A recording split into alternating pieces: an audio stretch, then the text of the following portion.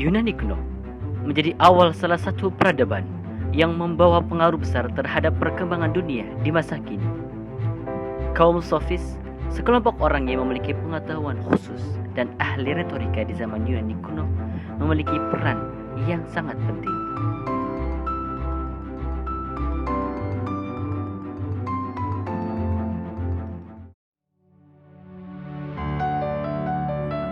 Assalamualaikum warahmatullahi wabarakatuh. Perkenalkan, kami dari kelompok 4 akan menjelaskan apa itu filsafat barat kuno.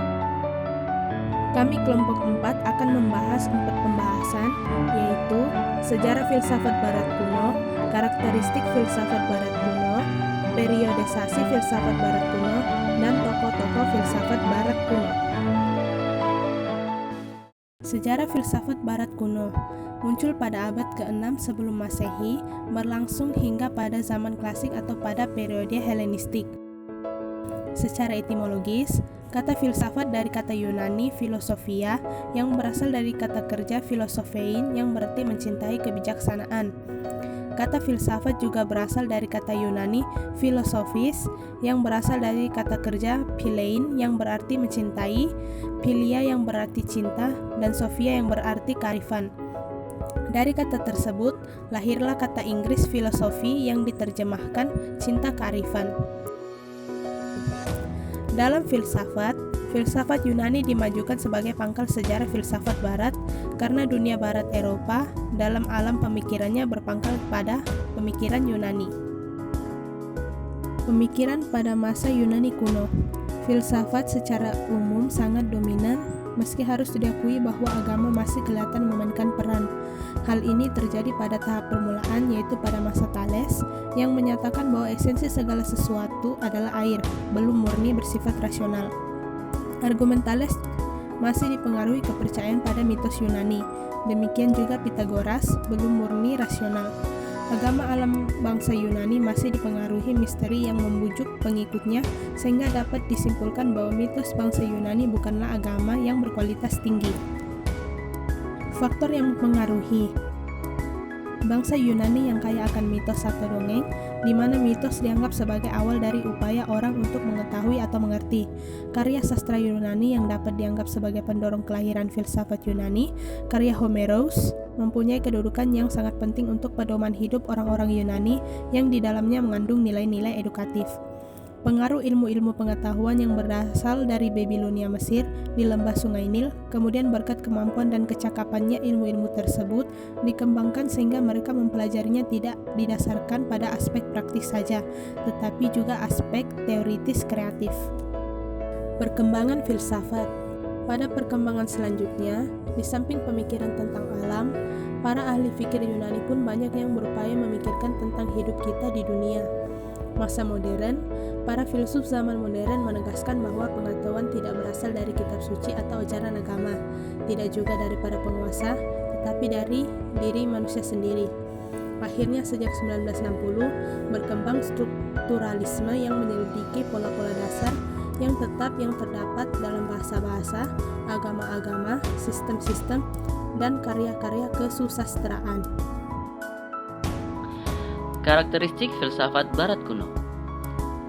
Zaman kuno meliputi zaman filsafat Prasokrates di Yunani. Tokoh-tokohnya dikenal dengan nama filsuf pertama atau filsuf alam. Para pemikir filsafat Yunani yang pertama berasal dari Miletos, sebuah kota di pesisir Yunani. Mereka kagum terhadap alam yang penuh nuansa dan ritme, juga berusaha mencari jawaban atas apa yang ada di belakang semua misteri itu. Karakteristik antara Yunani kuno dan klasik memiliki beberapa perbedaan. Filsafat Yunani kuno pada akhirnya memunculkan sebuah peradaban Mesopotamia. Filsafat ini lahir di Irak. Kemudian, lambat laun, filsafat ini menyebar lebih luas di daerah Alexandria. Orang pada zaman Yunani kuno sangat menyukai mitos dan dongeng-dongeng, sehingga masyarakat dunia menganggap filsafat lahir dari Yunani. Namun, lambat laun, perkembangan dunia filsafat mengalami pergeseran. Tak ada lagi percaya pada mitos, sehingga mereka memaksimalkan akal murni untuk menguak misteri kehidupan. Filsafat Yunani lahir dengan ide yang diusungnya tentang alam, bahwa alam berasal dari air dan akan kembali menjadi air. Berbeda dengan filsafat Yunani kuno, tokoh-tokoh filsafat Yunani klasik lebih senang menggunakan akal mereka untuk meneliti tentang manusia, anthropocentris. Salah satu tokohnya yang terkenal adalah Socrates. Sayangnya, Socrates tidak meninggalkan tulisan satupun, sehingga yang mendokumentasikan riwayat hidupnya adalah Plato, muridnya.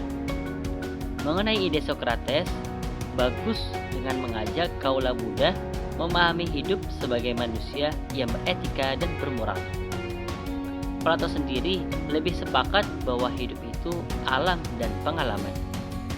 Tetapi ide tersebut ditentang oleh Aristoteles, muridnya. Ia mengatakan bahwa realitas sesungguhnya bukan alam, tetapi kenyataan yang konkret. Pada zaman Aristoteles inilah filsafat Yunani klasik mengalami masa keemasan dengan metode berpikir sistematis yang ditemukannya. Jadi, pada intinya, perbedaan filsafat Yunani klasik dengan Yunani kuno terlihat dari perkembangan pemikirannya. Jika filsafat Yunani kuno masih sangat menyukai mitos dan dongeng-dongeng, sedangkan Yunani klasik lebih senang menggunakan akal mereka untuk meneliti tentang manusia. Periodisasi Yunani kuno. Yang pertama yaitu periode Arkais pada 750 hingga 500 sebelum Masehi. Adalah ketika para seniman membuat patung berdiri dalam pose yang kaku dan keramat dengan senyum arkais. Periode Arkais biasanya disebut berakhir dengan penggulingan kekuasaan tiran Athena yang terakhir pada 510 sebelum Masehi. Yang kedua yaitu periode klasik pada 500 hingga 323 sebelum Masehi. Dicirikan dengan gaya yang oleh para pengamat berikutnya disebut sebagai contoh atau klasik, misalnya Parthenon. Dalam politik, periode klasik didominasi oleh Athena dan Liga Delos pada abad ke-5 sebelum Masehi, yang digantikan oleh hegemoni Sparta pada awal abad ke-4 sebelum Masehi, sebelum kekuasaan beralih pada Thebes dan Liga Boeotia, dan akhirnya pada Liga Korintos yang dipimpin oleh Makedonia. Yang ketiga yaitu periode Helenistik pada 323 hingga 146 sebelum Masehi. Adalah ketika budaya dan kekuasaan Yunani menyebar sampai ke Timur Dekat dan Timur Tengah, atau ke Eropa dan Asia. Periode ini dimulai setelah kematian Alexander Agung dan berakhir dengan penaklukan Yunani oleh Romawi. Selanjutnya yaitu Yunani Romawi. Adalah periode yang berlangsung sejak Romawi menaklukkan Korintos dalam pertempuran Korintos pada 146 sebelum Masehi sampai didirikannya Bizantium oleh Kaisar Konstantinus sebagai ibu kota Kekaisaran Romawi pada 330 sebelum Masehi. Yang terakhir yaitu fase akhir Antikitas adalah periode kristenisasi dari akhir abad ke-4 Masehi sampai abad ke-6 Masehi.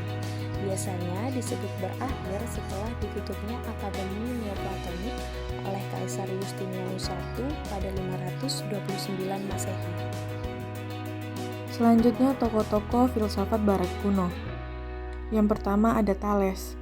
Thales dari Miletos adalah seorang filsuf yang mengawali sejarah filsafat barat pada abad ke-6 sebelum Masehi. Sebelum Thales, pemikiran Yunani dikuasai cara berpikir mitologis dalam menjelaskan segala sesuatu. Pemikiran Thales dianggap sebagai kegiatan berfilsafat pertama dan disebut sebagai bapak filsafat, karena mencoba menjelaskan dunia dan gejala-gejala di dalamnya tanpa berstandar pada mitos melainkan pada rasio manusia.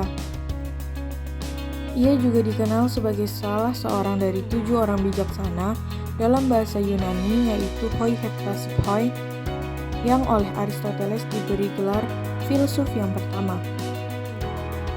Selain sebagai filsuf, Thales juga dikenal sebagai ahli geometri, astronomi, dan politik.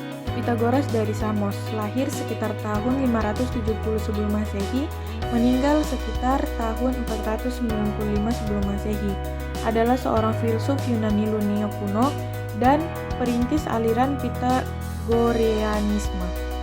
Ajaran yang paling jelas dikemukakan oleh Pythagoras adalah metempsychosis, yaitu keyakinan bahwa setiap jiwa itu abadi dan setelah kematian, jiwa tersebut akan masuk ke tubuh yang baru. Ia mungkin juga merupakan penggagas doktrin musika universalis yang menyatakan bahwa planet-planet bergerak sesuai dengan persamaan matematika, sehingga menghasilkan simfoni musik yang tak terdengar. Pada zaman kuno, nama Pythagoras dikaitkan dengan berbagai penemuan matematika dan ilmiah, seperti teorema Pythagoras, 5 bangun ruang, teori kesebandingan, teori bumi bulat, dan gagasan bahwa bintang timur dan barat adalah planet yang sama, yaitu Venus. Kemudian yang ketiga ada Anaxagoras. Anaxagoras adalah seorang filsuf dari mazhab pluralisme. Filsuf lain yang tergolong di dalam mazhab ini adalah Empedokles. Anaxagoras sebagaimana Empedokles mengajarkan bahwa realitas alam semesta berasal dari banyak prinsip. Anaxagoras hidup sezaman dengan Empedokles dan juga para filsuf atomis awal, seperti Leucippus dan Demokritos. Pemikirannya tentang benih-benih sebagai prinsip alam semesta. Anaxagoras sama seperti Empedokles yang menyatakan bahwa prinsip dasar yang menyusun alam semesta tidaklah tunggal, tetapi mereka berbeda di dalam jumlahnya. Empedokles menyatakan bahwa hanya ada 4 zat yang menjadi prinsip alam semesta, sedangkan Anaxagoras menyatakan bahwa jumlah prinsip tersebut tak terhingga. Zat-zat tersebut disebutnya benih-benih atau spermata.